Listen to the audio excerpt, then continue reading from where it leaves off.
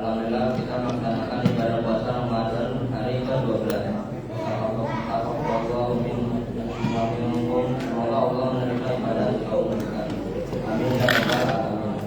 Berikut ini kami mewakili kami akan menyampaikan beberapa taklimat seperti berikut. 1. Ramadan Muslim. Saldo tanggal 2 April 2023 rupiah 5.388.000. Penerimaan tanggal 2 April 2023 482.000. Pengeluaran 2 April 2023 300.000. Saldo saat dibacakan tanggal 3 April adalah sebesar 5.570.000. Jazakumullah khairan. Semoga Allah membalas amal jariah Bapak atau Ibu jamaah sekalian. Amin ya rabbal alamin. Informasi kegiatan masjid selama di bulan Ramadan 1444 Hijriah. Ini adalah sebagai berikut. 1. Kegiatan sanad atau pesantren silat dilaksanakan bulan Ramadan pada tanggal 15 sampai 16 April. 2. Itikaf pada 10 malam terakhir bulan Ramadan. 3. Progres dalam Ramadan sejak pembukaan dalam tanggal 26 Maret 2023 akan disampaikan oleh Imam Ramadan. 3. Pengisi kultum dan imam malam hari ini Ustaz Jumin Bilal Bapak Saiful Rahmat. 4. Petugas pembacaan taklimat hari berikutnya Bapak Dimas Yahya. Pengisi kultum dan imam hari berikut Ustaz Qasim Nur Bapaknya Dimas. Insya Allah informasi tambahan yang akan dilakukan dalam mengenai zakat fitrah dan sholat idul fitri. Demikian taklimat ini kami sampaikan. Barakallahu fikum. Wabillahi taufiq wal hidayah. Wassalamualaikum warahmatullahi wabarakatuh. Waalaikumsalam warahmatullahi wabarakatuh. Kepada Ustaz Jumin waktu dan tempat dipersilakan.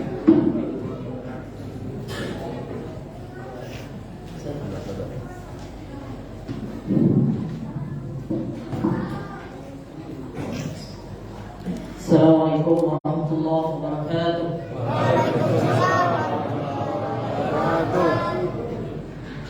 Alhamdulillahirabbil alamin wa bihi nasta'in ala umuri dunya waddin.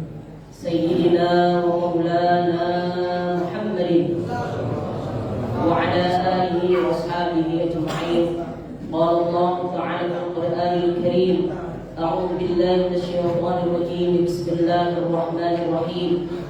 يا أيها الذين آمنوا كتب عليكم الصيام كما كتب على الذين من قبلكم لعلكم تتقون. صدق الله العظيم وصدق رسوله النبي الحبيب الكريم ونحن على ذلك من الشاهدين والشاكرين والحمد لله رب العالمين. Hadirin sidang salat sunat tarawih dan salat Aisyah berjamaah yang dimuliakan Allah Subhanahu wa taala. Marilah senantiasa kita selalu menjadikan puja-puji dan rasa syukur kepada Allah Subhanahu wa taala. Alhamdulillah atas nikmat Allah Subhanahu wa taala pada hari ini Allah masih mudahkan langkah kaki kita menuju ke Masjid An-Nur dalam rangka melaksanakan kewajiban kita pada Allah Subhanahu wa taala, yaitu salat Aisyah berjamaah dan insyaallah akan kita lanjutkan dengan salat sunat tarawih. Semoga segala amalan ibadah yang kita laksanakan pada malam hari ini semuanya diterima oleh Allah Subhanahu wa taala. Amin ya rabbal alamin. Salawat beserta salam semoga selalu Allah limpah curahkan pada qudwah hasanah kita, yaitu baginda Nabi besar Muhammad sallallahu alaihi wasallam. Semoga kita termasuk umat beliau yang kelak di yaumul qiyamah mendapatkan syafaatul uzma dari baginda besar Muhammad sallallahu alaihi wasallam. Asbab kecintaan kita kepada Rasulullah sallallahu alaihi wasallam dan kita banyak bersolawat kepada baginda besar Muhammad sallallahu alaihi wasallam. Hadirin sidang Jumat yang sedang salat sunat tarawih yang dimuliakan Allah Subhanahu wa taala. Alhamdulillah kita berada di malam yang ke-12 malam yang ke-13 ya di bulan suci Ramadan, masyaallah. Alhamdulillah. Dan alhamdulillahnya di Masjid An-Nur masih banyak jamaahnya. Ini lebih dari 6 shop ya. Kemarin saya keliling di musola, ada yang 2 shop, ada yang 3 shop. Alhamdulillah kalau di masjid-masjid masih banyak jamaahnya. Mudah-mudahan yang hadir ke tempat ini semuanya termasuk yang istiqomah sampai akhir Ramadan dan seluruh amalan ibadah kita diterima oleh Allah Subhanahu wa taala. Amin ya rabbal alamin. Hadirin sekalian, salat sunat tarawih yang dimuliakan Allah Subhanahu wa taala. Suatu ketika Rasulullah SAW pernah ketika berkumpul dengan para sahabat, Rasulullah bilang, "Wahai para sahabat, maukah engkau aku beritahu sesuatu yang dapat mengampuni segala dosa-dosamu dan akan meninggikan derajatmu di hadapan Allah Subhanahu wa taala?" Itu kata Rasulullah SAW. Kemudian para sahabat menjawab, "Mau ya Rasulullah." Apa itu ya Rasulullah? Yang pertama kata Rasulullah SAW adalah menyempurnakan wudu walaupun dalam kondisi yang sulit. Ya. Maksudnya apa? Jadi ketika kita umpamanya bangun di tengah malam hari dalam kondisi dingin, apalagi cuaca dingin, alhamdulillah di kita nggak terlalu dingin. Coba kalau di daerah-daerah lain, apalagi di puncak, ya tentunya kalau siang aja dingin, apalagi di malam hari. Masya Allah. Ketika di saat itu kita menyempurnakan wudhu kita, maka kita akan termasuk orang-orang yang diampuni dosa kita oleh Allah Subhanahu wa taala, dan itu menjadi asbab derajat kita ditinggikan oleh Allah Subhanahu wa taala. Maka saya mengajak, mari kita sempurnakan wudhu kita, ya, terutama yang wajibnya, yang fardu atau yang rukunnya. Coba bapak-bapak, saya mau tanya Pak, rukun wudhu ada berapa Pak?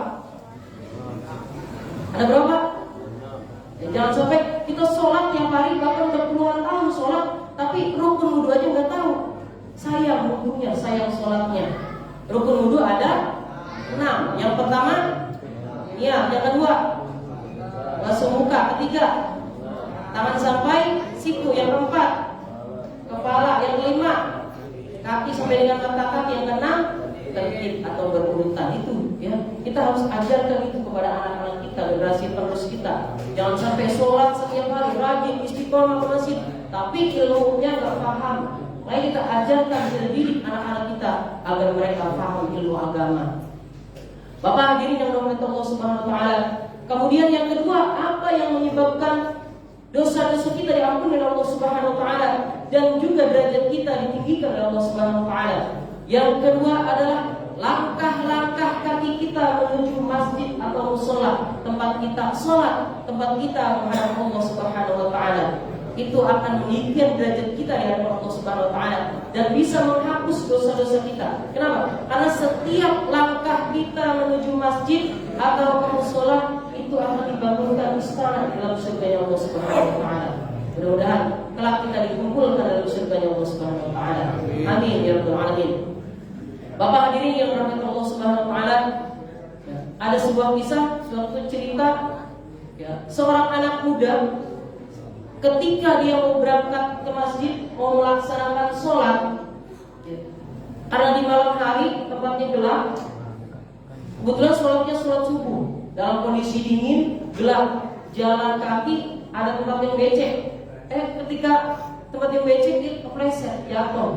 Yang awalnya sudah rapi, udah mandi, udah keren, berpakai minyak wangi, bajunya kotor. Pulang lagi, ganti baju, mandi lagi karena belum bajunya kotor. Mandi sampai dengan ganti baju lagi, pakai minyak wangi lagi, berangkat lagi.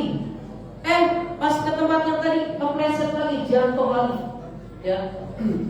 Kemudian pulang lagi. Pas ketika dia pulang lagi, ketika di depan rumahnya ada orang yang nungguin, seorang pemuda bawa senter. Yang dia khawatir kalau dia itu yang anak muda tadi jatuh lagi. Ya, kemudian dianterin sampai itu anak muda sampai ke depan masjid. Tetapi herannya, ketika anak muda tadi sampai ke masjid, yang anak muda tadi masuk ke dalam masjid, orang yang tadi nggak mau masuk ke dalam masjid. Lah, Bapak kenapa? Kok cuma nemenin saya sampai depan masjid, gak mau masuk ke dalam masjid? Padahal kan kita mau sholat. Udah biarin saya di sini aja. Tapi dia sampai dengan orang tadi selesai sholat, ditungguin di depan masjid. Kemudian, ya, setelah dia selesai ditungguin, diantri lagi tuh sampai ke rumahnya. Setelah sampai di rumahnya, ditanya sama pemuda tadi yang diantri ke masjid, "Pak, sebetulnya Bapak ini siapa? Anda siapa? Tahukah kamu sebetulnya saya adalah setan. Loh kok bisa setan nganterin orang mau berangkat sholat ke masjid? Diceritakan sama setan tadi ketika kamu berangkat ke masjid, kamu jatuh kepleset belum pulang, itu Allah mengampuni seluruh dosa-dosamu. Kata setan tadi. Oh, anak muda tadi kemudian terus ketika kamu pulang lagi, balik lagi, kamu mandi lagi, ganti baju lagi, berangkat lagi, itu Allah ketika kamu jatuh kepleset lagi, Allah mengampuni dosa seluruh keluargamu. Makanya yang ketiga, kamu sengaja saya jemput, jangan sampai kamu jatuh lagi. Saya khawatir dosa orang sekampung ini diampuni oleh Allah Subhanahu wa taala semuanya. Makanya kamu saya anterin sampai masjid, saya tungguin, saya khawatir kamu jatuh lagi. Oh, ternyata seperti itu. Ya, dari situ dia mengambil pelajaran. Ternyata setiap perjuangan kita menuju masjid, ketika ada halangan, rintangan sekecil apapun, itu ada nilainya di hadapan Allah Subhanahu wa taala. Dan syaitan enggak suka kalau dosa-dosa kita diampuni oleh Allah Subhanahu wa taala. Jadi yang kedua, yang mengampuni dosa kita dan juga meninggikan derajat kita di hadapan Allah Subhanahu wa taala adalah langkah-langkah kita semua menuju ke Masjid An-Nur ini. Kemudian yang ketiga adalah menunggu waktu sholat setelah melaksanakan sholat. Mungkin Bapak Ibu dari tadi ada yang sholat maghribnya di sini, kemudian nggak pulang. Nah ini nih yang paling mulia di antara Bapak Ibu semuanya. Ba'dal maghrib langsung dia nggak pulang, zikir, i'tikaf, baca Al-Quran. Itulah yang akan mengampuni dosa-dosa kita di hadapan Allah yang ketiga, dan juga akan meninggikan derajat kita di hadapan Allah Subhanahu wa taala.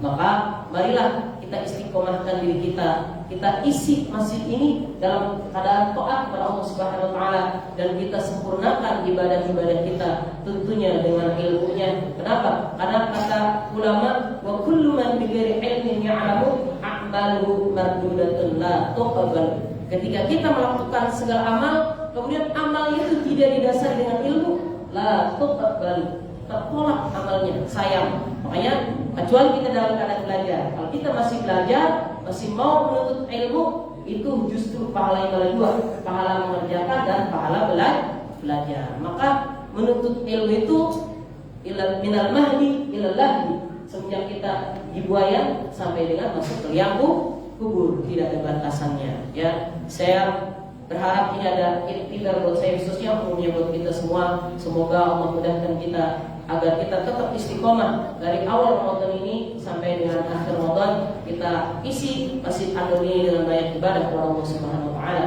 Terima kasih dan mohon maaf apabila ada khilafat. Assalamualaikum warahmatullahi wabarakatuh. Waalaikumsalam warahmatullahi wabarakatuh.